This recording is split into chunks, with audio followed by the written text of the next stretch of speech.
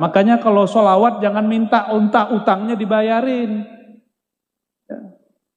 Kalau udah doanya Habib tuh, ya Allah semoga yang hadir terbayar utangnya, aminnya kenceng. Remeh amat sholawatnya. Sholawat begitu, sholawat onta, tahu? Sholawat onta begitu. Kalau kita punya akal, punya kolbu, gak pantas sholawat minta onta. Sholawat minta avanza ya. Roksa bu ya, roksa. Idza kunta fi dhiqin aw fi faqrin aw fi maradin fa akthir bis salati ala Muhammad sallallahu alaihi wasallam. Syuf, kaifa hada? Itu lain cerita, Bib. Lain cerita gimana tadi antum bilangnya tadi gimana hadir biar lunas utangnya. Kita mendoakan. Memang mereka semua ini amin berarti nandakno utang ini banyak. Tapi ada tapinya. Idza kunta fi dhiqin aw fi faqrin aw fi maradin fa akthir bis salati ala Muhammad. Ane jelasin, Bib. Ya marhaba. Ane jelasin. Sholawat tuh niatnya karena apa? Karena cinta ke Nabi atau cinta ke diri? Mahabbah ma Rasul sallallahu alaihi wasallam. Oke. Dah. Tadusnya pripun bu fi dunya hasanah wa fil akhirati hasanah. Maka niatnya harus akhirat. Nih saya kasih tahu Bapak Ibu. Kalau kamu niat mau kaya, kaya itu di dunia.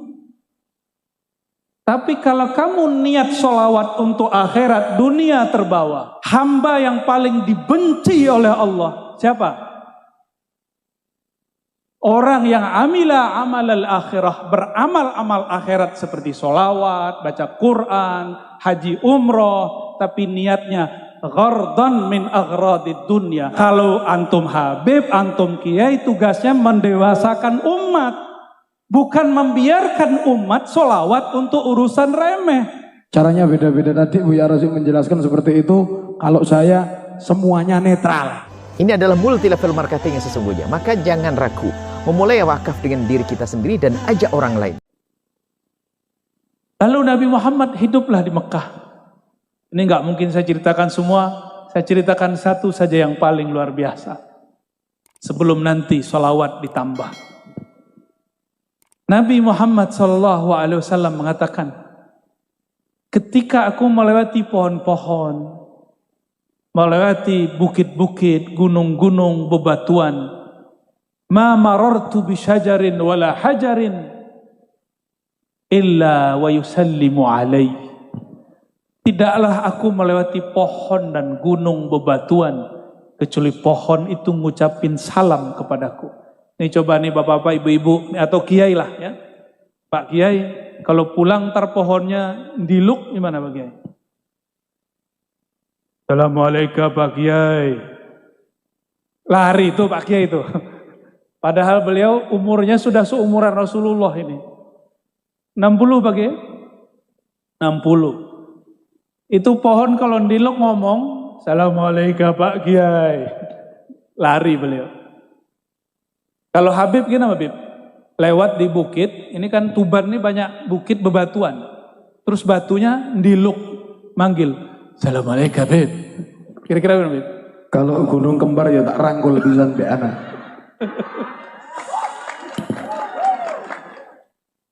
Ampun ketemu Habib Jawa ya.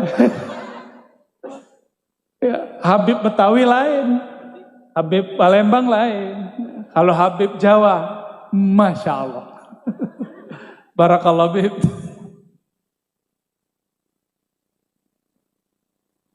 Nabi Muhammad melewati gunung, ini bukan gunung kembar Bib. Itu gunungnya bergetar. Pohonnya diluk dan semuanya mengatakan, Assalamualaikum ya Nabi Allah. Salam atas engkau wahai Nabi Allah. Hewan-hewan, Nabi lagi jalan. Ada arak-arakan domba. Semua domba pengen mendekat Rasulullah. Ada onta-onta pengen ngadu ke Rasulullah. Cuma sayangnya onta ngadunya urusan perut. Bukan buah perut, Beb. Onta ketemu Rasul ngadunya urusan apa?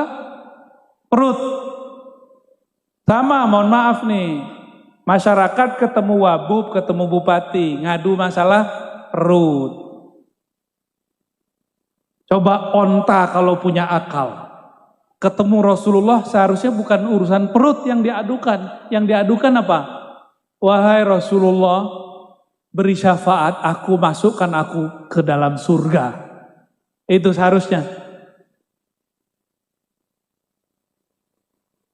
Ternyata waktu dulu Rasulullah punya majelis duduk-duduk begini, tatakan punggungnya pohon kayu. Itu kayu ketika dibuatkan mimbar, ditinggal oleh Rasulullah, nangis. Coba ibu-ibu dengerin pohon nangis, kabur pasti pengajian. Ini pohon Hanna Hanina. Dia menangis karena dia rindu merasakan punggung Rasulullah Sallallahu Alaihi Wasallam. Akhirnya itu semua sahabat yang hadir dengar. Berarti sahabat ini punya karomah, mendengarkan suara tangisnya kayu-kayu. Turunlah Rasulullah dari mimbar, Nabi elus-elus ditanya, wahai kayu. Tuh Nabi bisa ngomong sama kayu. Coba kalau Pak Kiai bisa ngomong sama kayu, kita ngomong, Pak Kiai sudah begini ya. Paling tinggi kita bilang, Kiai udah majeduk, kejedot palanya sama dinding. Tapi Rasulullah SAW ngomong dilus, dan tidak ada satu sahabat pun yang mengatakan Rasulullah itu gila. Kenapa? Rasulullah dan para sahabat sama-sama mendengarkan tangisnya. Dielus seperti anak kecil, kemudian berhenti nangis. Ditanya, wahai kayu, engkau pilih jadi sandaranku di dunia atau masuk surga? Apa jawaban si kayu? Apa jawaban dia? Masuk, tapi menurut saya itu juga kurang benar, kurang sempurna, walaupun lebih tinggi daripada onta. Makanya kalau sholawat jangan minta onta utangnya dibayarin. Ya. Kalau udah doanya Habib tuh, ya Allah semoga yang hadir terbayar utangnya, aminnya kenceng. Jadi niat hadir sholawat bukan karena cinta Rasul, tapi supaya utang terbayar. Remeh amat sholawatnya. Sholawat begitu, sholawat onta, tahu? Sholawat onta begitu. Ketemu Rasulullah hanya urus masalah perut. Untuk onta itu udah keren, hebat. Dia tahu itu Rasulullah. Tapi kalau kita punya akal, punya kolbu, nggak pantas sholawat minta onta, sholawat minta Avanza ya, sholawat minta, sekarang yang lagi tren apa nih? Roksa bu ya, roksa. Idza kunta fi dhiqin aw fi faqrin aw fi maradin fa akthir bis salati ala Muhammad sallallahu alaihi wasallam. Syuf, kaifa hadha?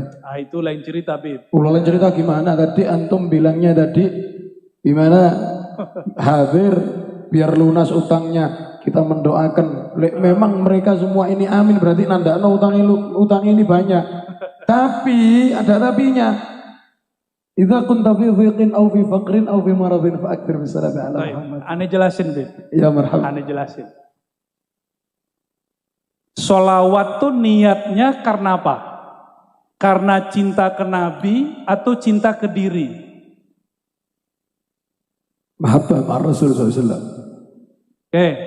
Dah, kalau cinta ke Nabi dapat berkah, punya penyakit sembuh. Bukan karena kita ingin sembuh tuh sholawat, itu kebalik. Orang seperti ini di dunia dapat syafaat, tapi di akhirat belum tentu. Nanti ketika datang di hari kiamat nanya, wahai Rasulullah syafaati saya, Nabi nanti jawab, kan sudah dibalas di dunia, utangmu lunas kan? Ya. Terusnya berifun bu fi dunia hasanah wa fil akhirati maka niatnya harus akhirat. Nih saya kasih tahu Bapak Ibu. Saya dulu lama ngamalin sholawat pengen kaya, nggak kaya-kaya. Saya punya sakit nggak sembuh-sembuh. Tahu-tahu ditegur sama guru saya seorang sayyid. seorang mursyid juga. Apa kata beliau? Kamu sholawat niatnya apa? Mau kaya, kiai? Norak. Loh kenapa? Kalau kamu niat mau kaya, kaya itu di dunia. Tapi kalau kamu niat sholawat untuk akhirat, dunia terbawa. Maka semenjak saat itu, teringatlah saya kalam Imam Abul Hasan Syazili. Apa kata beliau? Abghadul ibad ilallah. Hamba yang paling dibenci oleh Allah. Siapa? Orang yang amila amal al-akhirah, beramal amal akhirat seperti sholawat, baca Quran, haji umroh, tapi niatnya ghardan min aghradid dunya, untuk urusan duniawi. Ini yang ngomong Imam Abul Hasan Syazili, beliau seorang syarif, zuriat Sayyidina Al-Hasan. Jadi tugas kita kalau antum Habib, antum Kiai, tugasnya mendewasakan umat. Bukan membiarkan umat sholawat untuk urusan remeh.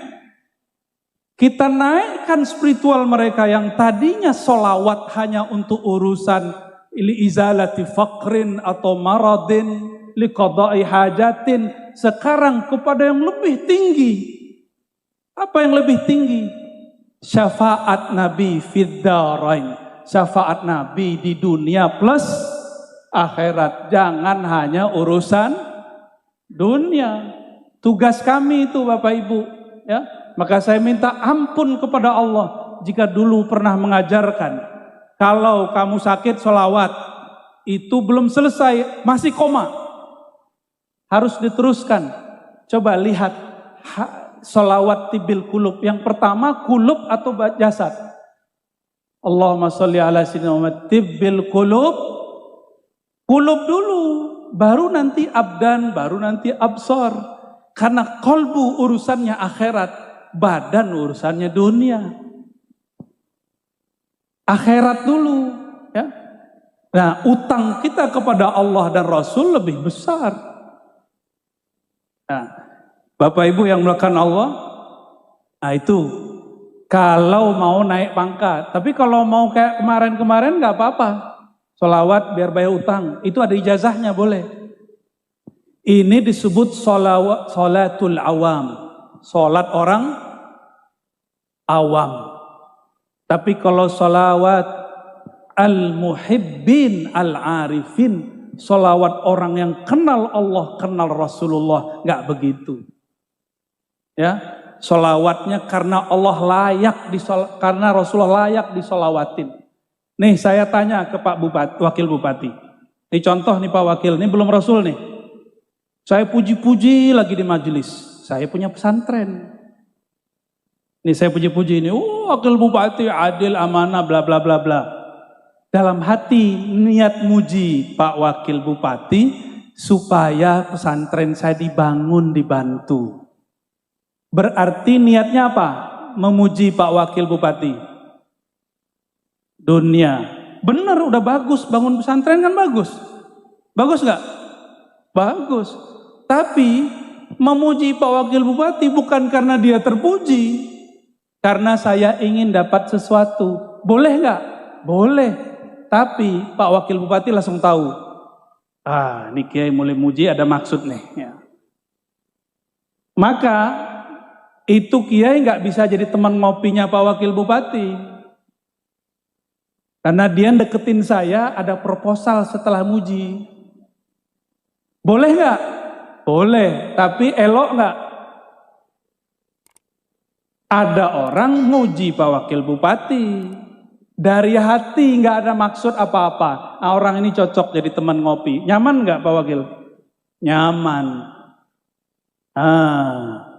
Rasulullah sama orang yang niat apapun dikasih. Tapi Rasulullah memilih khawasus sahabah. Sahabat-sahabat yang khawas, yang mulia, itu sahabat-sahabat yang berjuang karena Rasulullah. Bukan karena dirinya. Jadi ada sholawatnya itu sholawat nafsiyah namanya. Sholawat karena dirinya. Ada yang sholawatnya karena Nabi Muhammad, sholawat Muhammadiyah. Sholawat, semua sholawat kita yang kita niatkan karena Nabi layak disolawati, baru tuh solawatnya benar. Oke? Ya, barangkali itu yang boleh saya sampaikan ya. Maka kajian malam ini saya simpulkan bahwa baginda Nabi Muhammad sallallahu alaihi wasallam, beliaulah khairul maulud, sebaik-baik orang yang dilahirkan. Maka ibundanya juga adalah ibu yang paling mulia yang dilahirkan. Maka dimanapun beliau menginjakkan kaki, di sana semua benda, semua tempat mengucapkan salam. Namun kita harus beda dengan mereka karena kita punya kolbu, punya akal. Bersolawatlah karena beliau layak disolawati.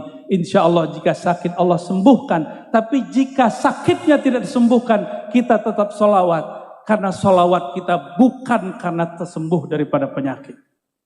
Kalau utangnya tidak terlunaskan, kita tetap solawat. Karena solawat kita bukan untuk urusan duniawi. Syukur-syukur jika berkah Allah lunaskan.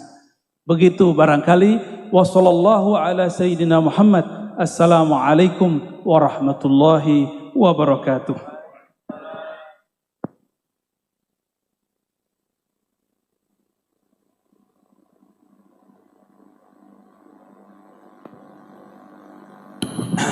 Sallu ala Nabi Muhammad. Semua orang itu punya caranya masing-masing. Cara saya seperti ini, caranya Buya Razi seperti apa yang dijelaskan tadi. Namun yang berbeda itu jika kita bersama dan harmonis bersama, itu yang sangat indah. Caranya beda-beda tadi. Buya Razi menjelaskan seperti itu. Kalau saya semuanya netral. Ojo tenan wae iki kok. Oh, iki yo jajane yo entek wis. Kopine sakmene gedene wis. Insyaallah. Jalla ala Nabi Muhammad. Lanjut. Turi pote ditandur ing kebon aku. Ana seret tipe nyemplung mbok ira kembange apa. Turi pote ditandur aku. Ana seret tipe nyemplung mbok ira kembange apa. Mbok ira kembange apa. Mbok ira kembange apa. Wetan kali kulon kali tengah tanduran. Mari saiki ngaji sesuk yo ngaji. Ayo manut para kiai. Wetan kali